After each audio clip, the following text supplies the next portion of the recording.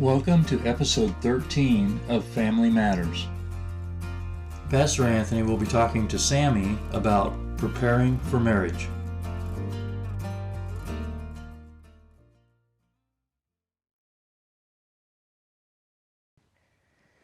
Well, good evening. Thank you so very much for allowing us to come to your homes through these Family Matters. And I'm forever grateful for this opportunity we have to come before you. And again, this evening, I have Sammy with me. Sammy was with us last month when we were going through the Family Matters, and I'm forever grateful that he's joined me again today. And we do have some guidance to have here and some clarity we need to have to be able to help when it comes to marriage. The biggest thing that we need to understand that if we do not train the next generation or even guide the next generation, then they'll formulate their own ways on what they think marriage is or how they should be in a relationship. But actually, God has already shown us this in His Word, and we are sharing that with the next generation so that they can be prepared and share it with the next generation. So this evening, I want to welcome Sammy, and I'm so very glad that you joined me here again today. Thank you very much for having me again today. It's always a pleasure to fellowship with you and to receive biblical wisdom, and just guidance as a young person. So I look forward to asking some questions that will help not only myself, but some of our other young viewers today. So well, that's good. That. Yes, I'm sure that it's not only going to help the young viewers, but it's also going to help all the people who are born again, married again, not just born again, but who are married also, because a lot of people need to understand this. Yes. All right. Yes. All right. You say you had some questions for me today. Yes, I had. All right, let's see what you have. I have some questions for you today, so I'll go ahead and just jump right into it. So first question is twofold, so I'll start with the first part. And the first part is, when developing and preparing myself for a relationship, how should I know when I'm ready to enter into that commitment? And is it possible to meet the right person at the wrong time or prematurely? Those are very good questions, and I think each and every question I will be answering according to the Word of God. And I will start with the first one, that what do you need, or what do you need to do in order for you to know that you are ready? If I just go from the scriptural standpoint, number one, the book of Hosea 4:6 says, "My people perish for lack of knowledge." Which means if you are not informed, you're going to be taken advantage of, or if you're not informed, you're going to miss out. So the first thing God says, His people are being destroyed because they do not have knowledge. Look at it from a natural standpoint. People have desires to be engineers, people have desires to be teachers, people have desires to be pilots. Well, they don't just wake up today and say, I'm going to go to the airport and get on a plane and fly. What do? They get educated in whatever they desire to do. Likewise, when it comes to marriage, it is the same thing. Before anybody gets into marriage, find out what marriage is. Get educated in marriage. And when you get educated in marriage, you will know when you're ready. And in the book of Luke chapter 14, there is a statement that Jesus was making, but I want to translate this information to help you understand this. In Luke chapter 14 and in verses 26, Jesus was saying this. When you follow me as my disciple, I'm reading from the Passion Translation, you must put aside your father, your mother, your wife, your sister, your brothers. Yes, you will even seem as though you hate your own life. This is the price you'll pay to be considered one of my followers. And anyone who comes to me must be willing to share my cross and experience it as his own, or he cannot be considered to be my disciple. So don't follow me without considering what it will cost you. For who could construct a house before first sitting down to estimate the cost to complete it? Now here we are being told, if anybody wants to follow Jesus, they must consider, what will it cost me? If you want to build a house, you must consider, what will it cost me? If you want to be married, consider, what does it take to be married? Don't just enter into a marriage. Consider, what does it take to be married? What does it take of me? What does it require of my partner? Just don't enter into marriage. Today, a lot of people are just entering into marriage because they love one another. The reality is, love will never keep you in marriage. People think that love is what keeps you in marriage. If love really keeps you in marriage, everybody who has been divorced because At one time, they loved the person whom they got married to. And if they really loved the person whom they got married to, how come now they are not married to them anymore? You see, it is not love, because if you loved one another, you could still be there in marriage. There is something else that made you to leave the person whom you love. So you must consider by calculating the cost. What does it take? Which means there is something you have to do yourself to prepare yourself before you get in marriage. Then he goes on to say in verses 29, otherwise he may lay the foundation and not be able to finish. The neighbors will ridicule him, saying, look at him. He started to build but couldn't complete it. We are seeing that today in marriage. A lot of people are getting married, but a lot of people are walking away from marriage. Why? They never calculated the cost. They never considered what it means to be married. Verses 31. Have you ever heard of a commander who goes out to war without first sitting down with strategic planning to determine the strength of his army to win the war against a stronger opponent? If he knows he doesn't stand a chance of winning the war, the wise commander will send out delegates to ask for the terms of peace. Likewise, unless you surrender all to me, giving up all you possess, you cannot be one of my disciples. Well, Jesus was talking about people to consider themselves when they get to follow him, it's going to cost them something. Likewise, when you're getting into marriage, it's going to cost you something. You have to take the consideration and say, what does it take for me to get into marriage? If you do not take that into consideration, then you will never know if you're ready for marriage. You'll just get in because you think you love somebody. So what are some of the things that first you must know? Number one, learn about marriage. There are books you can buy to read, to understand what does it mean to be married. Apart from just finding that, understand yourself as an individual. What are some of my values? What values do I have?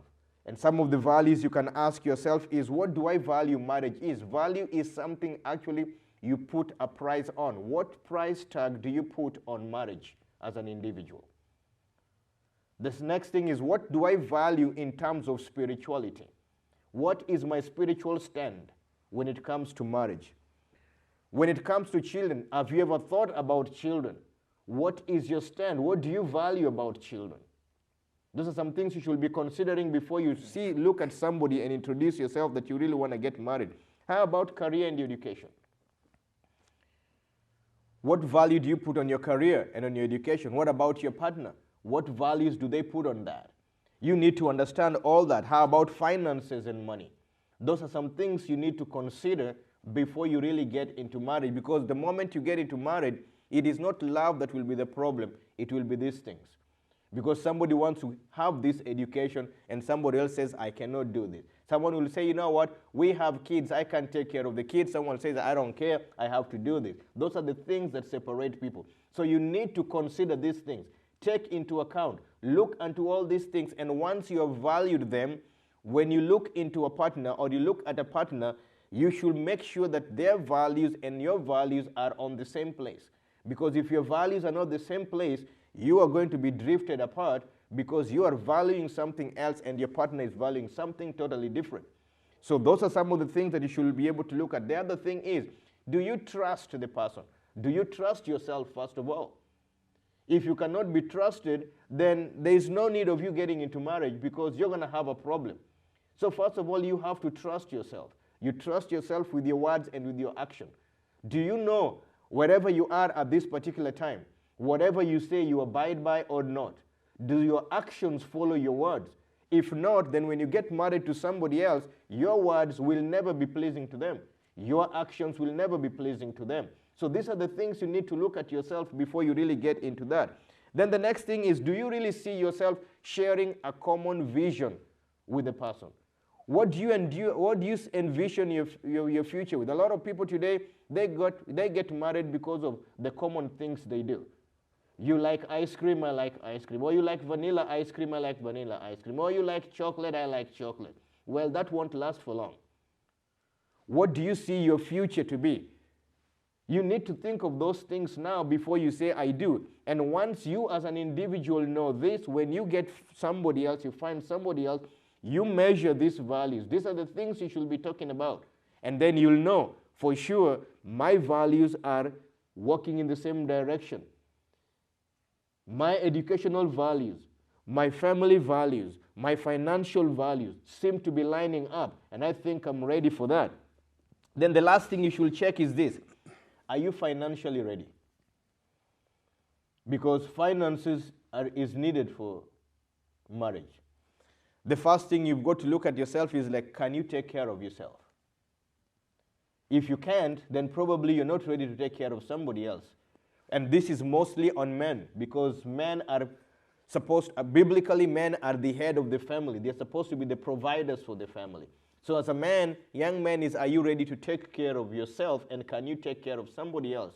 I think in the last episode we talked about if you work, make sure that you have enough money that can take care of two and not just one, which means now budgeting will come into this place and you'll be able to begin to consider this. So that will help you to be able to understand whether you are ready for marriage or not.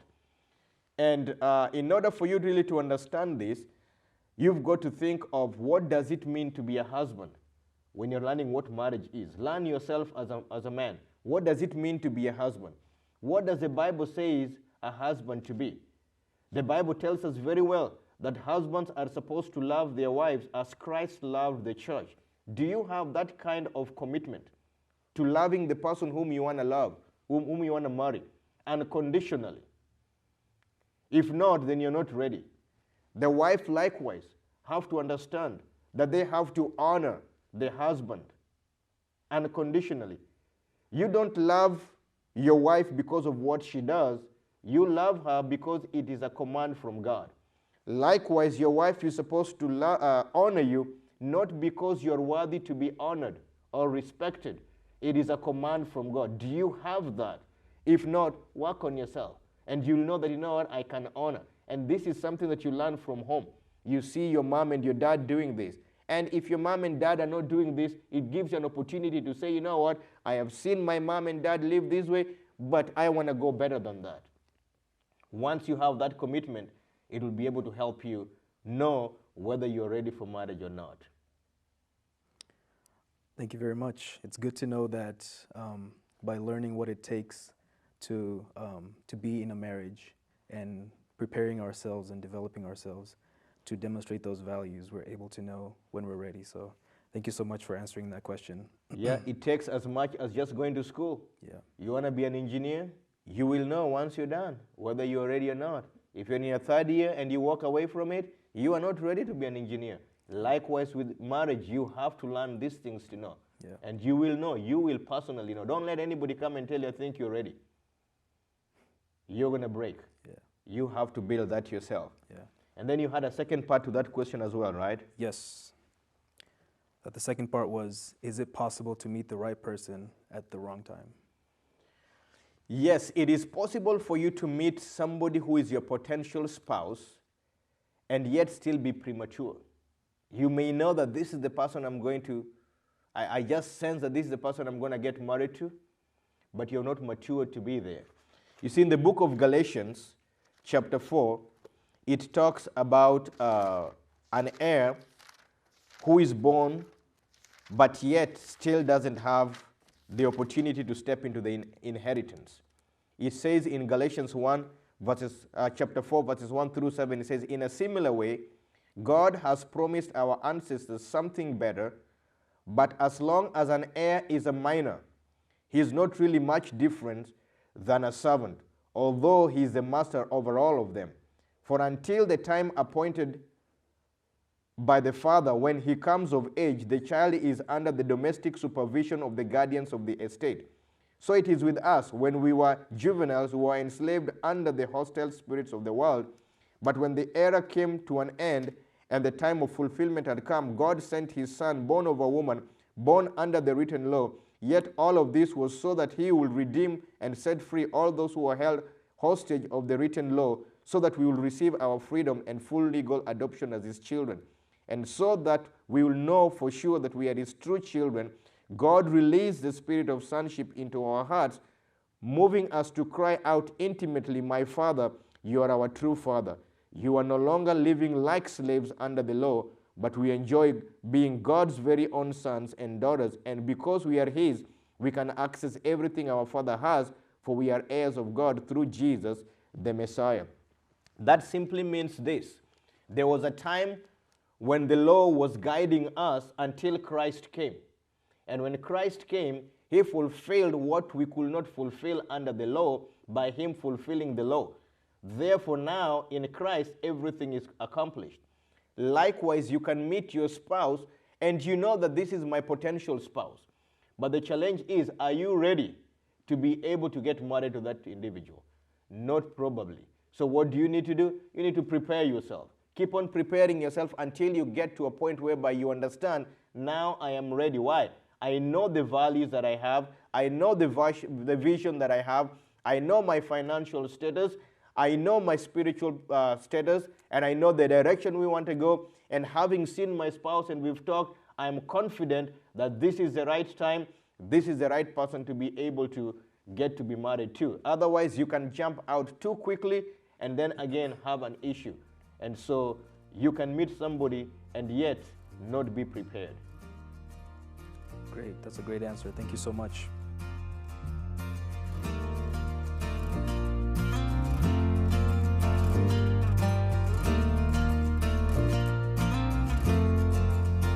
Thanks for joining us for this episode of Family Matters. Check back next month for a new episode.